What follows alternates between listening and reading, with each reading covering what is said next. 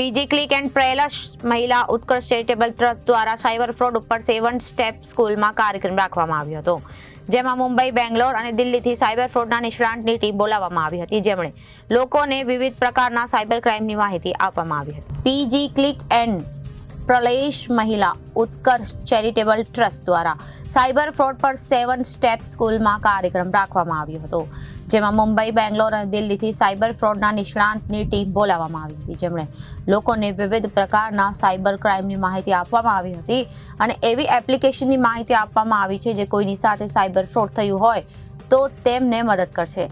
આ સિવાય કોઈ ચોક્કસ સેક્ટર પર હેકિંગ કઈ રીતે થઈ શકે છે એનો ડેમોન્સ્ટ્રેશન પણ બતાવવામાં આવ્યું હતું.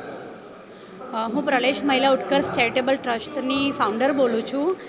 મને ખૂબ જ આનંદ થયો છે કે આજે રવિવારનો દિવસ છે, મેરેજ સુરતમાં ફૂલ મેરેજ સિઝન છે, એમ છતાં પણ આજે આ સાયબરના પ્રોગ્રામમાં આટલા બધો સારો પબ્લિકનો સપોર્ટ જોઈને ખરેખર એક આશ્ચર્યની વાત છે કે પબ્લિક ખરેખર આ વસ્તુ માટે અવેર થવા માંગે છે, બચવા માંગે છે, પણ ક્યાંક ને ક્યાંક પબ્લિકને પણ એક સપોર્ટની જરૂર છે ને એટલા માટે જ આ પબ્લિક અહીં આજે આવી છે. ને મને એવું લાગે છે કે સુરત એ સ્માર્ટ સિટી હતું છે નહીં, હવે જ્યાં સુધી એ સાયબર મુક્ત સિટી નહીં થશે ને સાયબર ક્રાઇમ મુક્ત, ત્યાં સુધી એ સ્માર્ટ સિટી નહીં કહેવાશે.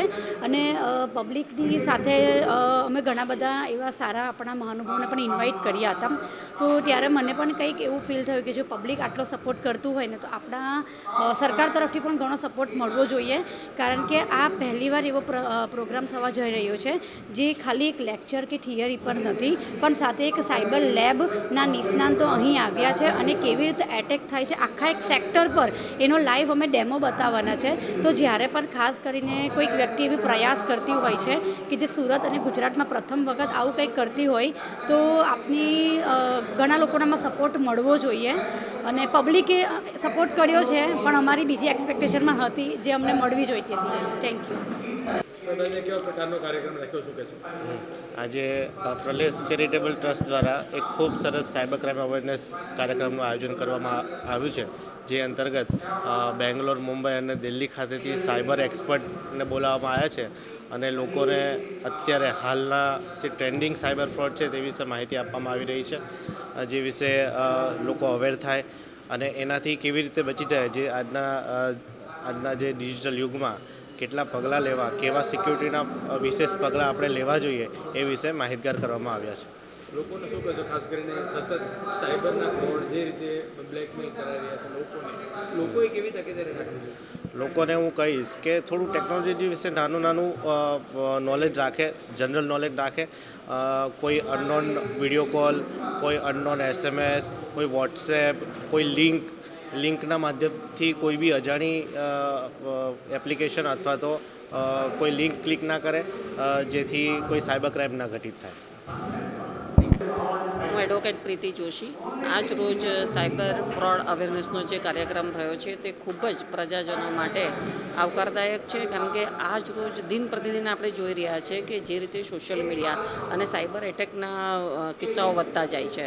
બોગસ અને સોશિયલ મીડિયાથી જ લઈને વ્યક્તિને હોમ અરેસ્ટ તરીકેના પણ એવા કિસ્સા બહાર આવ્યા છે. લોકો સુસાઇડ કરી પણ લે છે અને તે વિડીયો કોલથી પણ સાયબર ફ્રોડ થાય છે, ફાઇનાન્શિયલ સાયબર ફ્રોડ થાય છે અને એવા કાયદાકીય ફરિયાદો પણ વધવા પામી છે અને કોર્ટ કેસની સંખ્યાઓ પણ વધવા પામી છે. ત્યારે તેવા સંજોગોમાં આવી અવેરનેસ ખૂબ જ જરૂરી છે કે જેથી લોકો કઈ સાવચેતી રાખવાની છે તો એ ખૂબ જ જરૂરી છે. વિદ્યાર્થીઓએ મોબાઈલ વધારે યુઝ કરતી વખતે શું સાવચેતી રાખવાની છે, બહેનો જ્યારે મોબાઈલથી ઓનલાઈન શોપિંગ કરે છે ત્યારે તેને શું સાવચેતી રાખવાની છે. એટલે આ તમામ બેન્કિંગને લઈને, શોપિંગને લઈને કે અન્ય કોઈ પણ ટ્રાન્ઝેક્શન જે ઓનલાઈન જીપે કે કોઈ પણ અન્ય એપ્લિકેશનથી કરવામાં આવે છે ત્યારે કઈ તકેદારી રાખવાની છે તે જાણકારી ખૂબ જ જરૂરી છે. આ સેમિનાર થકી આ જાણકારી લોકો સુધી પહોંચી તે બદલ ખૂબ જ જરૂરી અને મહત્ત્વનું હતું. હું સંસ્થાનો આભાર માનું છું કે આ રીતે લોકોમાં અવેરનેસ લાવવી ખૂબ જ જરૂરી છે. સાયબરને લઈને જોવા તો મહિલાઓ પણ શિકાર બનતી હોય છે, ત્યારે કઈ રીતે મહિલાઓ છે એની આજનું જે યુવા ધન છે એને ધ્યાન રાખવું જોઈએ, આવા સાયબર ફ્રોડથી બચી શકાય? ઘણી વાર અત્યારે જોઈએ તો છેલ્લે અમારા જ એક મિત્ર હતા, તેણે ફેસબુક પર એક જાહેરાત જોઈ કે ભાઈ એક રેસ્ટોરન્ટ કંસારમાં કે થાળી જે કિંમત દર્શાવેલી એના કરતાં ઘણી હાફ કિંમતમાં ફૂલ થાળી જમવા માટેનું હતું. ફેમિલી સાથે ત્યાં જાય છે અને જ્યારે સ્થળ પર જાય છે ત્યારે ખબર પડે છે કે આવી કોઈ સ્કીમ ચાલુ જ નથી અને ઓલરેડી એમણે ઓનલાઈન પેમેન્ટ કરી દીધેલું અને ત્યાં આગળથી જ્યારે રૂબરૂ જાય છે ત્યારે કહે છે કે આવી કોઈ અમારી લિંક નથી, આવી કોઈ અમારી જાહેરાત નથી અને તમે જેને પેમેન્ટ આપ્યું હોય એ અમે નથી. એટલે આવી રીતે દેખીતી રીતે લોભ લાલચ અને પ્રલોભન આપે છે ડિસ્કાઉન્ટના નામથી, સેલના નામથી. તો એનાથી પણ ચેતવાની જરૂર છે કે સીધું ઓનલાઈન પેમેન્ટ નહીં કરવું જોઈએ, રૂબરૂ જઈને ખાતરી તપાસ કર્યા બાદ જ કરવું જોઈએ. તો એ એક બહુ મહત્ત્વનું છે.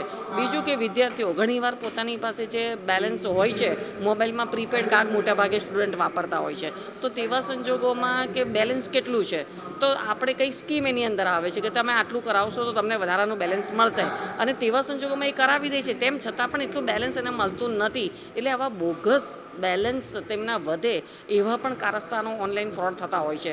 તો વિદ્યાર્થીઓએ પણ તકેદારી રાખવી જોઈએ અને ગેમમાં ખાસ કરીને કે વિદ્યાર્થીઓને ગેમ વધારે પસંદ હોય છે તો ગેમની વચ્ચે જે જાહેરાતો આવે છે, જુગારની જાહેરાતો, તીન પત્તીની જાહેરાતો, તો એનાથી પણ ચેતવું જોઈએ. ક્યાં એ જાહેરાતોમાં એ ક્લિક થઈ જાય જાણીએ તો પણ એને ઘણું મોટું આર્થિક નુકસાન થઈ શકે એમ છે. અત્યારે જોવા જઈએ તો ખરેખર આપણે એક ખેદજનક વાત છે કે આપણા જ ફિલ્મના હીરો કે જે કહી શકાય છે કે ઇન્ફ્લુએન્સર તરીકે કામ કરે છે, અમિતાભ બચ્ચન હોય છે, દેવગણ, શાહરૂખ ખાન અને એવી જ વ્યક્તિઓ જે ઇન્ફ્લુએન્સર છે તેવી આજની યુવા પેઢીને જુગાર રમવા માટે પ્રેરિત કરે છે. એના પર મને ખૂબ જ સખત વાંધો છે. ખરેખર એના પર નિયંત્રણ લાવવાની જરૂર છે કે પોતે ફિલ્મી એક્ટર થઈને આજની યુવા પેઢીને ગેરમાર્ગે દોરી રહી છે, જુગાર રમવા માટે દોરી રહી છે. તો એ બાબતે સરકારે સઘન પ્રયાસો કરવા જોઈએ અને તાકીદે આવી જાહેરાતો બેન કરવી જોઈએ કે જેથી કરીને યુવાધન વેડફાય નહીં અને પોતાનો પૈસો, પરિવારનો પૈસો એળે ના જાય. તો એવી પણ તકેદારી ખાસ રાખવાની જરૂર છે.